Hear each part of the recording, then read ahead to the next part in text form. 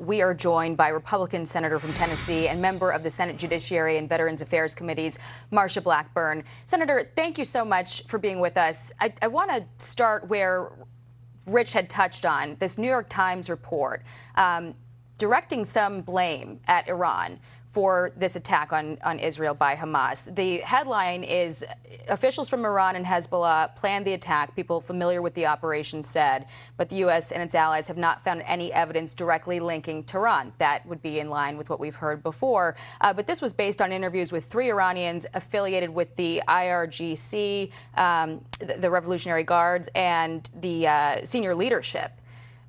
What is your response to that, given how much we've heard from the administration, the messaging that there's no direct link to Iran? Jackie, what we know is that Iran is the world's largest state sponsor of terrorism. What we know is that Iran uses their proxies, and they supply upwards of 90% of the budget of Hamas and Hezbollah. Those are things that we know. We know that Iran, the Ayatollah, came out and said that getting rid of Israel, I'm paraphrasing, of course, that this was important to their initiatives.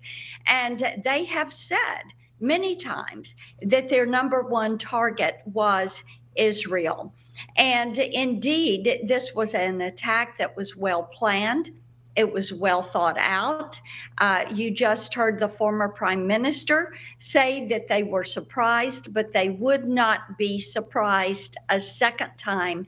And they have unified themselves, and they are focused on eliminating response and Israel doing what is necessary to protect themselves, their country, their people. You've led this effort within your chamber in the Senate, trying to refreeze the $6 billion that the U.S. had made available to Iran for humanitarian purposes. We know that the administration broadly plans to leave requests for withdrawals pending, but you're calling for a formal freeze. Explain why that's important. Yes, it is vitally important because you do not want attention on this issue to fade and then the U.S. to say, well, we quietly froze this and delayed it, but now we're going to open it back up. And unless we have a formal decision to freeze that money and remove Iran's ability to get to those dollars, the concern is they will eventually release this $6 billion.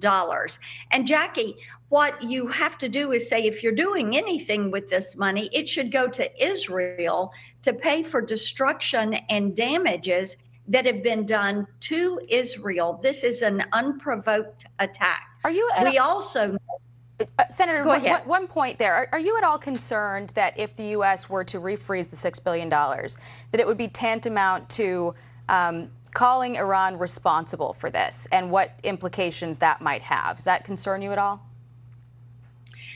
It would not have, in effect, that. I think what you would do if you freeze this money, refreeze this money, and at the same time go back to implementing the sanctions. Jake Sullivan, and one of the reasons I think he should go and be removed as the National Security Director is they eased up on those sanctions. What has Iran done with that? They have gone back to upping their oil production to 3 million barrels a day. Yeah. And they are selling this into China, into Russia. Yeah. They're making a profit. And where does that profit go? It goes to terrorism.